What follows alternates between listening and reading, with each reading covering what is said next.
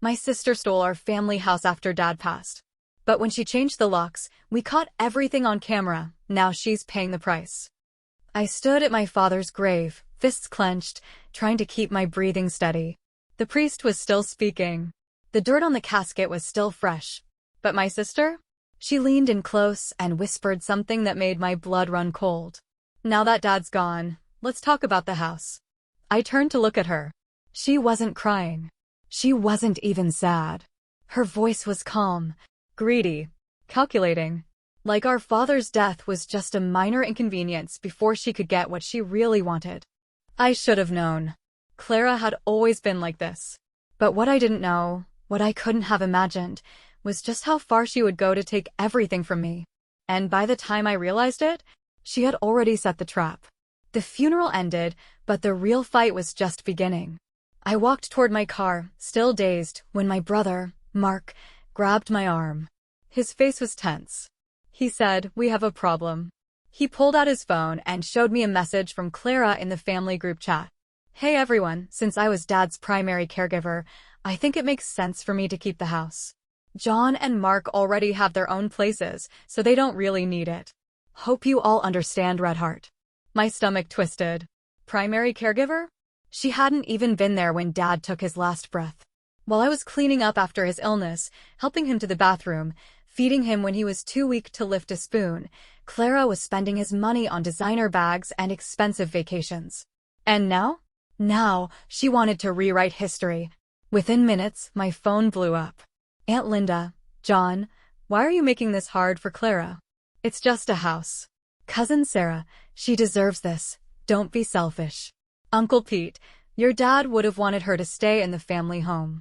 Don't be cruel." I gritted my teeth. Clara was smart. She didn't fight fair. She didn't argue with logic. She used manipulation. She knew most of our relatives wouldn't ask for the full story. She knew they would blindly take her side. And just like that, she had already turned half the family against me. But this time, I wasn't going to let her win. That night, Mark and I sat in my apartment, trying to figure out what to do. I said, "She thinks if she gets the family on her side, we'll just back down." Mark exhaled sharply. He said, "Yeah, well, she's not wrong. We can't fight everyone." I shook my head. No, this wasn't just about the house anymore. This was about power, about control. Clara wasn't just trying to take what was ours. She was trying to erase everything I had done for Dad. She was rewriting the past to make herself the victim. And if I didn't fight back, she would take everything. This wasn't going to end with a simple argument. This was going to be war. I woke up to another nightmare text from Clara. This time, she wasn't just spreading lies to the family. She was making her first real move. "Hey John, just a heads up, I spoke to Dad's lawyer, and it turns out he wanted me to have the house. The paperwork is already being processed. No hard feelings. Redheart." I sat up in bed, my heart pounding. What? This didn't make sense.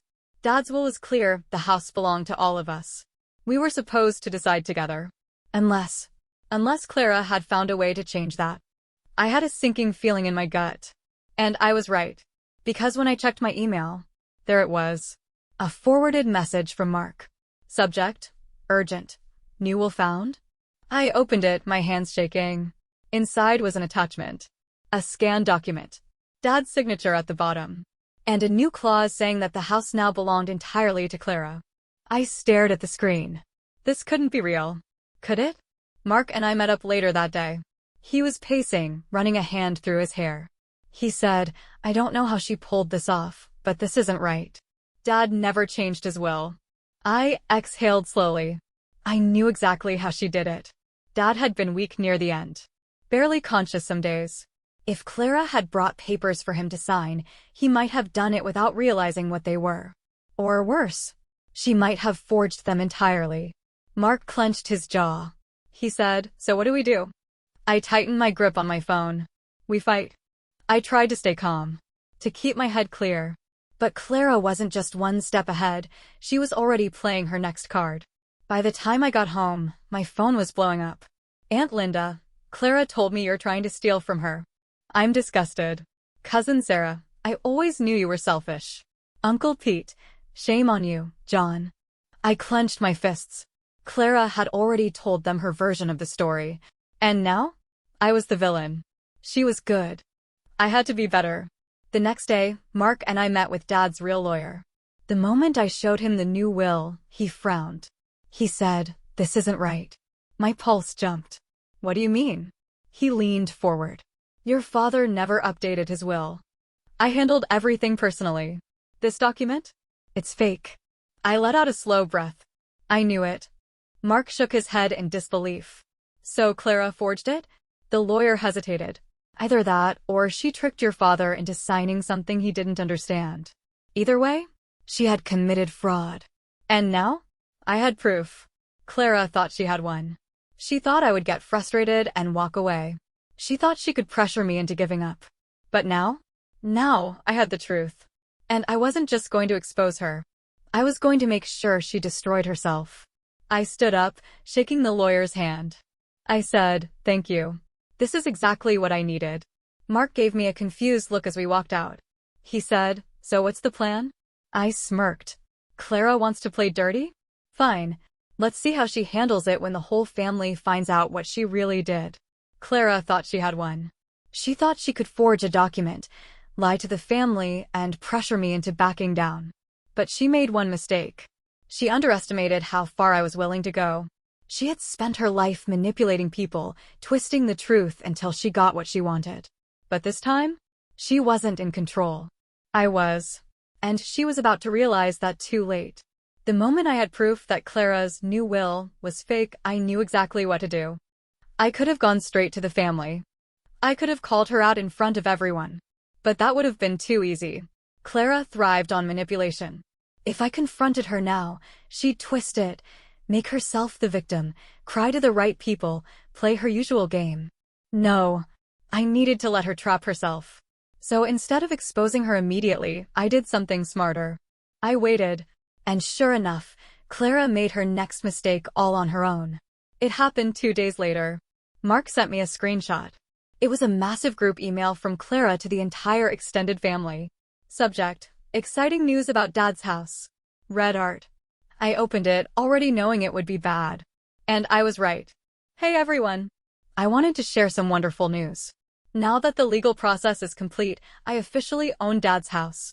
It's been a long journey, but I know this is what he would have wanted. I'll be hosting a small gathering next weekend to celebrate and honor his memory in our home. I'd love for you all to come. Red heart. I stared at my screen. Complete? She really thought she had won. She had just declared, publicly, that the house was hers. That meant every single person in the family had seen her claim ownership.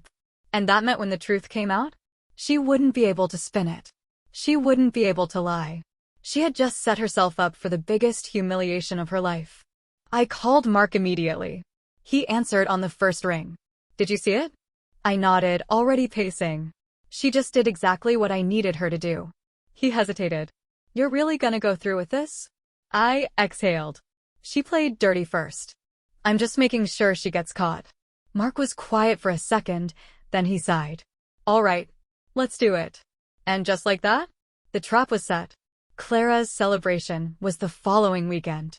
She had invited everyone. Aunts, uncles, cousins, even Dad's old friends. She wanted it to be a public show of victory.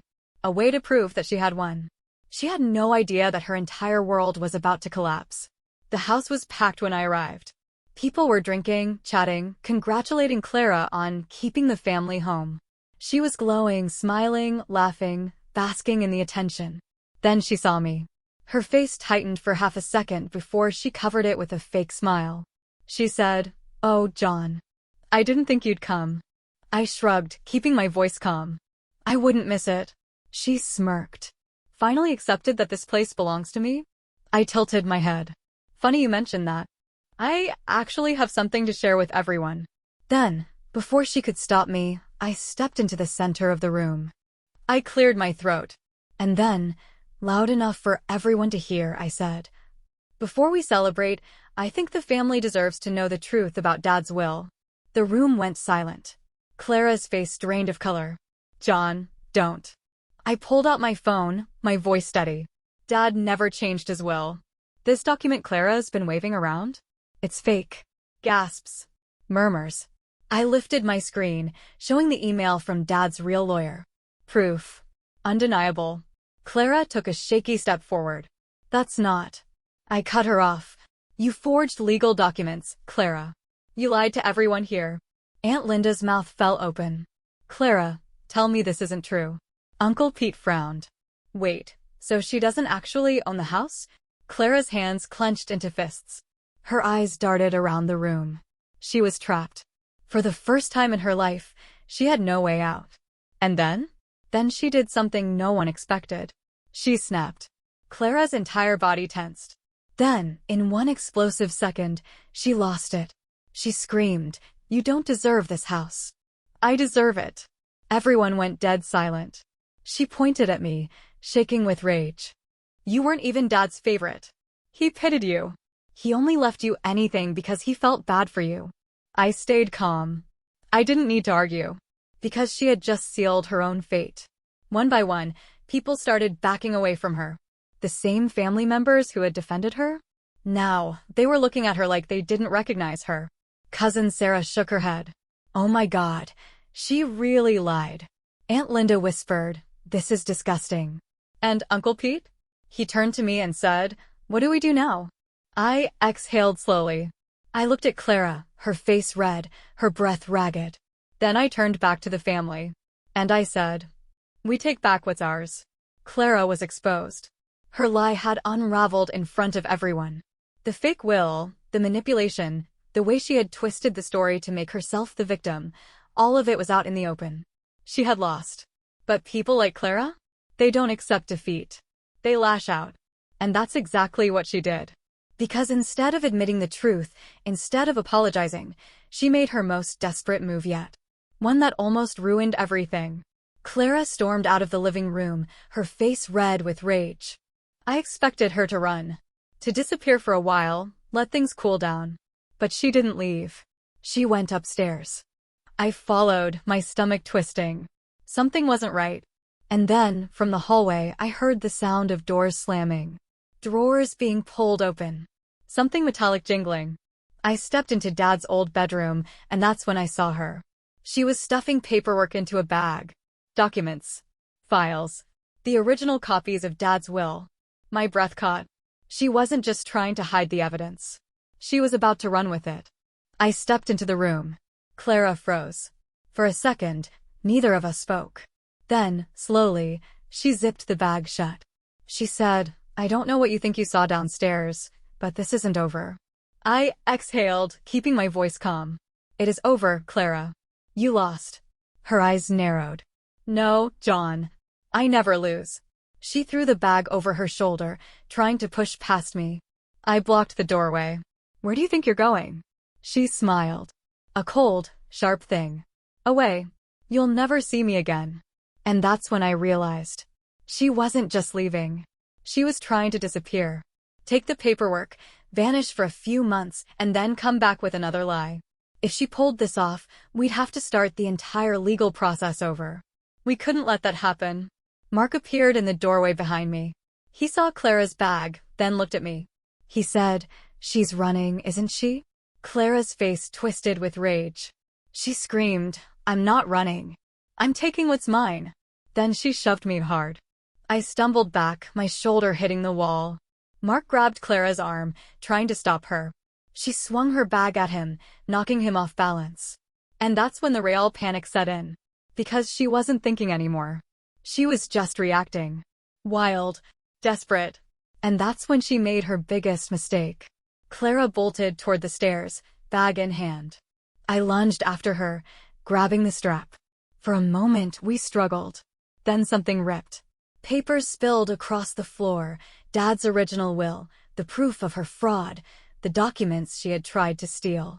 Mark grabbed them before she could react. And Clara? She lost it. She screamed, "You ruined everything." Then she grabbed her phone, her face twisted with rage. And she called the police.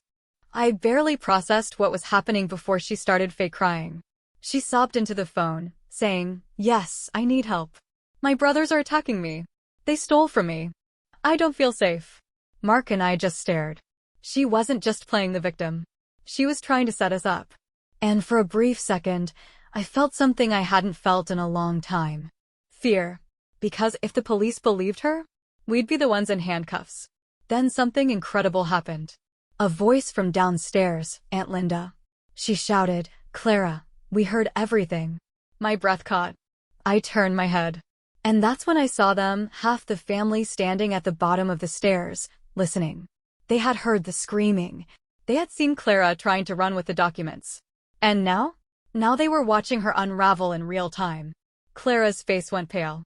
Her eyes darted to the phone. And in that moment, she realized her last trick had failed. The police arrived 20 minutes later. Clara tried to spin the story one last time. She cried, saying she was just trying to protect Dad's legacy, that Mark and I were being cruel. But then, the officers looked at the stack of documents in Mark's hands. Dad's real will. The proof of her fraud. And the family? They turned their backs on her. One by one. No one defended her. No one took her side. Because the truth was finally clear. Clara had spent her life controlling people, manipulating them, turning them against each other. And now? She had no one left. As the officers escorted her outside, she turned to me one last time. Her voice was quiet. Flat. She said, "I hope you're happy." I met her gaze. And for the first time, I felt nothing. I said, "I am." And then I shut the door. For good. Clara was gone. Dragged out of the house in front of everyone, her last desperate attempt to manipulate the situation blown apart in real time. The police had seen the documents. The family had witnessed the meltdown. For the first time in her life, she had no control over the narrative. And yet, even as I shut the door, even as the dust settled, I knew. This wasn't over. Not yet. Because people like Clara? They don't just disappear. They linger like a bad debt, waiting for their chance to strike again. And that's exactly what she did. The house was silent after she left. For the first time in weeks, there were no fights, no screaming, no passive-aggressive texts flooding my phone. But the damage? It was everywhere. Dad's home, the place where we had grown up, where we had built a lifetime of memories, was wrecked. Papers scattered. Drawers pulled out. Furniture knocked over from her struggle to take what wasn't hers. Mark walked past me, letting out a low breath. He said, "So, what now?" I didn't have an answer. Because even though we had won the battle, the war wasn't over yet. 2 days later, the paperwork came in. Clara was officially under investigation for fraud. The forged will. The false police report. The illegal attempt to take property that didn't belong to her. I should have felt relieved. But instead, all I felt was tired. Because while Clara was gone, she had left behind a mess that still needed cleaning up. The house was legally mine and Mark's now. But that didn't erase the damage she had done. It didn't fix the family she had divided. And it didn't stop what happened next. 1 week after Clara disappeared, I got a text from an unknown number. "Enjoy your little victory while you can. This isn't over." I exhaled. I didn't respond. But I should have known. Because hours later, my phone started blowing up again. Vanessa sent me a screenshot from social media. It was a long post, a message Clara had put out for everyone to see. A desperate, pathetic attempt to spin the story one last time. I can't believe the betrayal I faced from my own family. After everything I sacrificed, I was treated like a criminal for just trying to hold on to my childhood home. Some people only care about money, not family. But I know the truth. And one day, so will they. My stomach twisted. I knew exactly what she was doing. She couldn't win legally. She couldn't manipulate the family anymore. So now, she was trying to play the victim to the world. For a brief second, I considered responding. I wanted to call her out, expose the lies. But then I realized something. It didn't matter. Clara's game only worked if people played along. And I was done playing. So instead of reacting, I did something that scared her more than anything. I ignored her. No response. No acknowledgement. Just silence.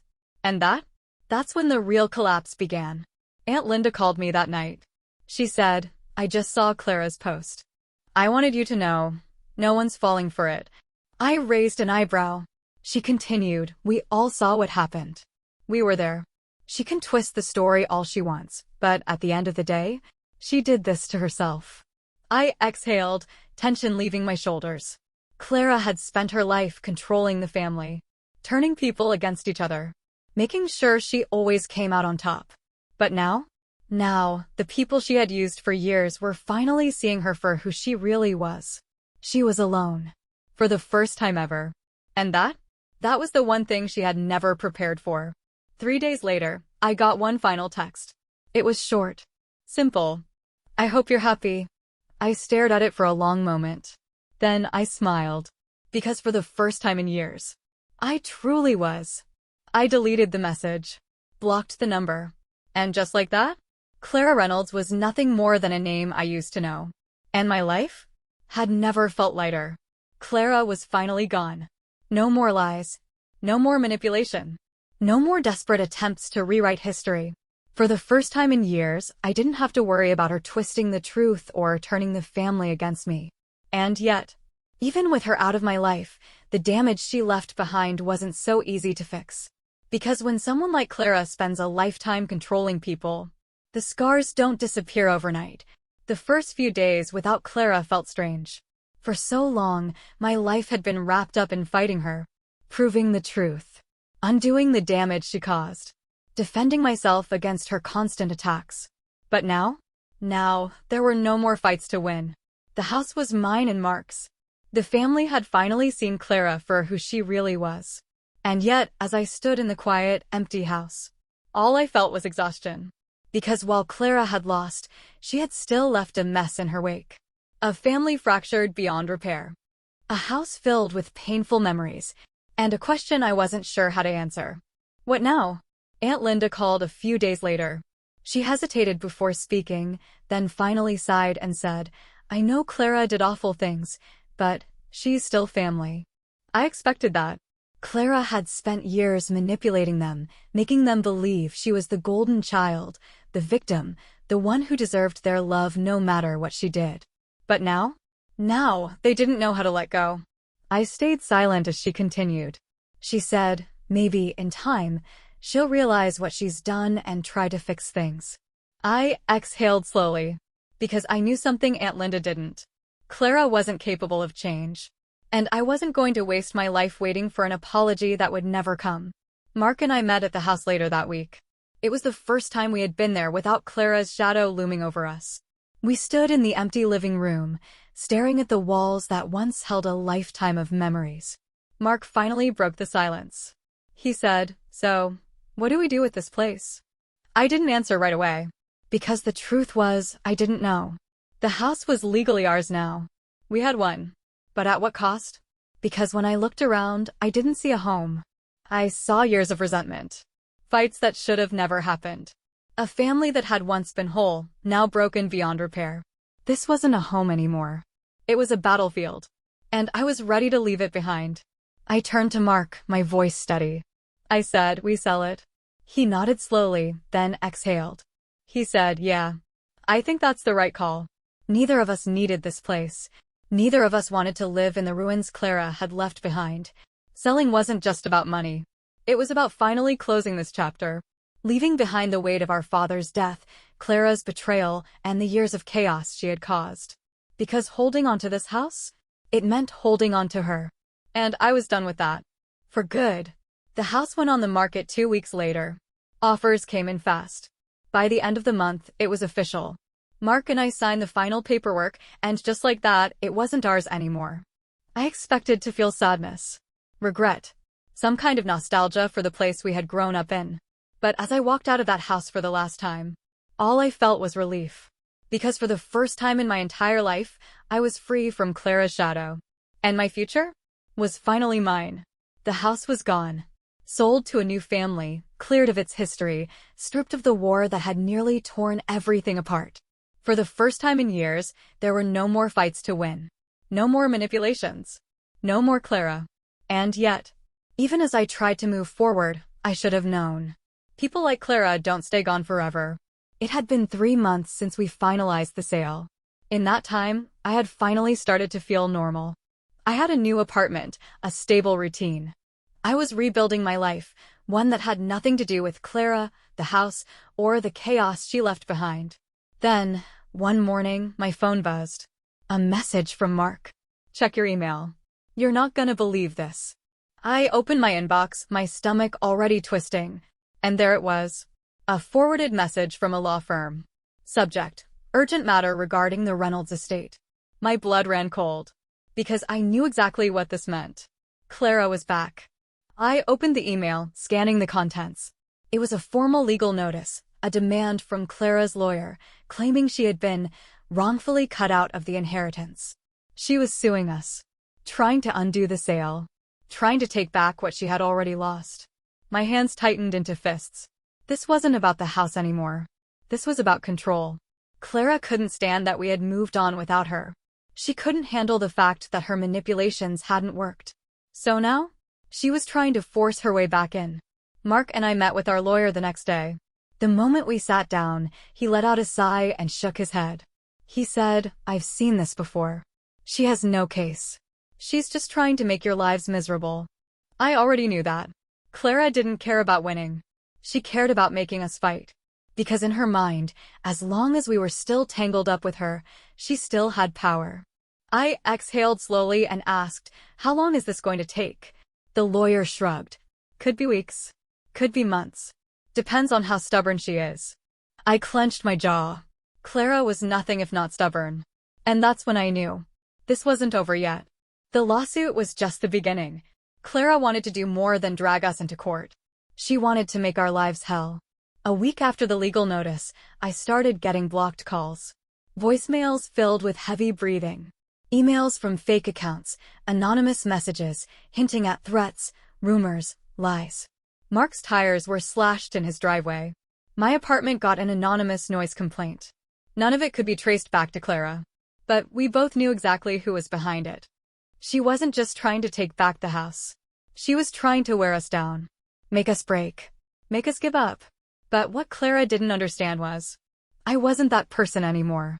The one who used to back down. The one who used to let her win. That version of me was long gone. 2 months into the lawsuit, Clara made her biggest mistake. She got desperate. Up until now, everything had been passive-aggressive. But then, late one night, I got a text. From an unknown number. It was a picture. Of me. Taken from outside my apartment window. I felt a chill run down my spine. And then, right after, another message. "You took everything from me. Now it's my turn." That was it. That was the moment I knew. This wasn't just a lawsuit anymore. This was personal. And Clara? She had just made her last mistake. Clara had finally crossed the line. The lawsuit was one thing. The fake threats, the anonymous harassment, those were predictable. But the moment she sent a photo of me from outside my apartment window, that was when I knew. This wasn't just about the house. This wasn't about money. This was about control. Clara had lost, but she couldn't accept it. And now? She was about to lose everything. The next morning, I met with Mark. He already knew something was wrong the moment he saw my face. I handed him my phone, letting him see the photo Clara had sent. His expression darkened. He exhaled sharply before saying, "This ends now." We went straight to the police. I didn't hesitate. No more letting Clara drag this out. No more waiting for her next move. She wanted to play dirty? Then she was going to deal with real consequences. I handed the officer my phone, showing him everything. The messages. The threats. The lawsuit built on lies. And the picture. The one that proved she wasn't just messing with us from a distance anymore. She was watching.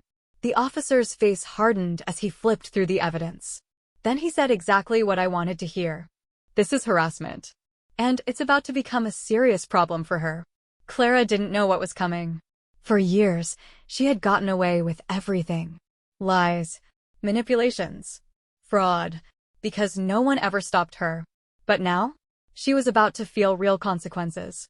2 days later, Mark got a call. The police had tried to contact Clara. She had ignored them. And that was a huge mistake. Because when you ignore the police, they don't just go away. They dig deeper.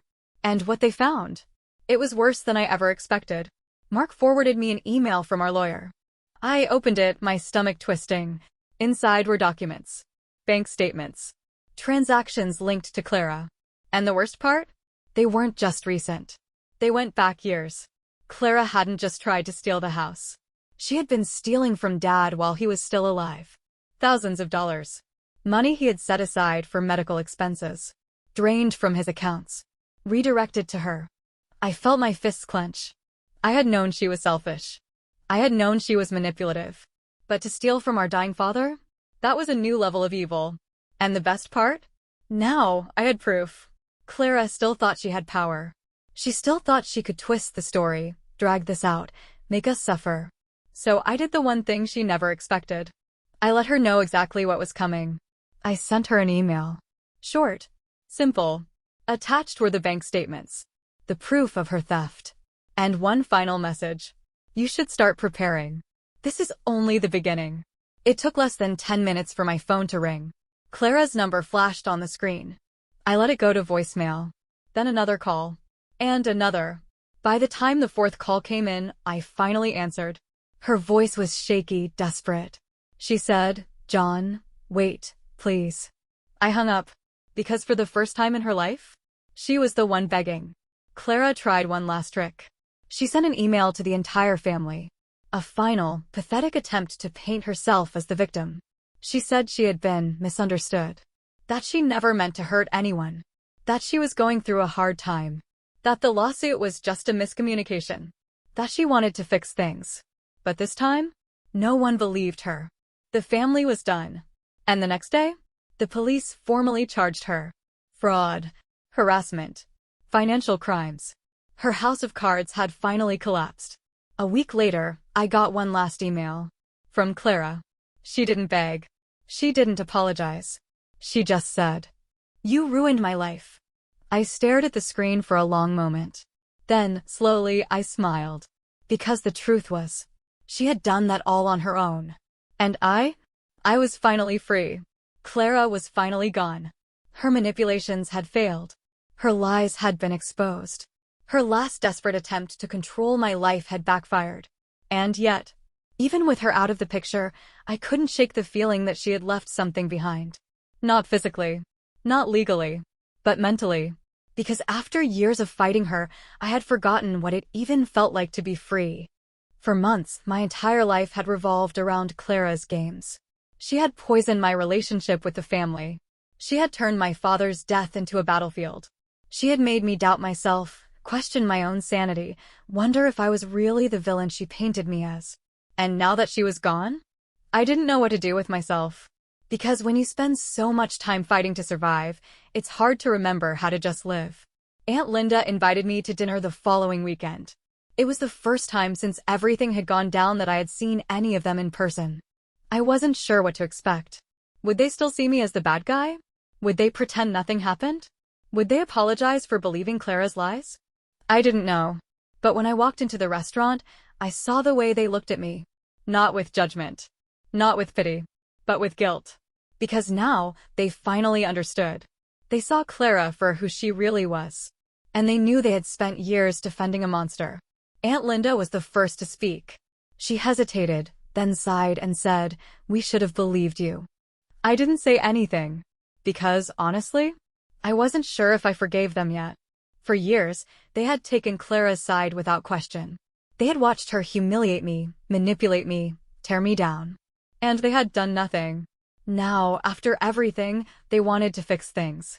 I exhaled slowly, keeping my voice even. I said, It's over now. Because I wasn't interested in rebuilding the past. I was interested in moving forward. And that was something I would have to do on my own. That night, for the first time in years, I slept without stress. No anxiety about Clara's next move. No dread about what she might pull next. Just silence. And that silence? It wasn't empty. It was freeing. Because Clara had spent her entire life making sure I was never truly at peace. But now, she had no more power. Not over me. Not over my future. Not over anything. The next morning, I woke up to an unknown number. I already knew who it was before I even opened it. A single text. You'll regret this. I stared at the screen for a long moment. Then, without hesitation, I deleted the message. Blocked the number. And just like that, Clara Reynolds was nothing more than a ghost from my past. And my life was finally, truly mine. Clara was gone. No more lawsuits. No more threats. No more desperate attempts to control my life. For the first time in years, I had won. Not by fighting, not by getting revenge, but by simply walking away and letting Clara destroy herself. And yet, even though she was finally out of my life, there was still one last thing I had to do. Something I had been avoiding. Something that would close this chapter for good. I had to say goodbye to my father. It had been over a year since the funeral. Since Clara had turned his death into a war. Since I had been able to grieve without a fight. Now, with everything finally over, I drove to the cemetery alone. It was quiet. Peaceful. For the first time, I wasn't thinking about Clara. I wasn't thinking about the house. I wasn't thinking about anything except my father. I stood in front of his grave, running my fingers along the cold stone. And for the first time since all of this began, I let myself feel it. The loss, the grief, the weight of everything I had been holding in.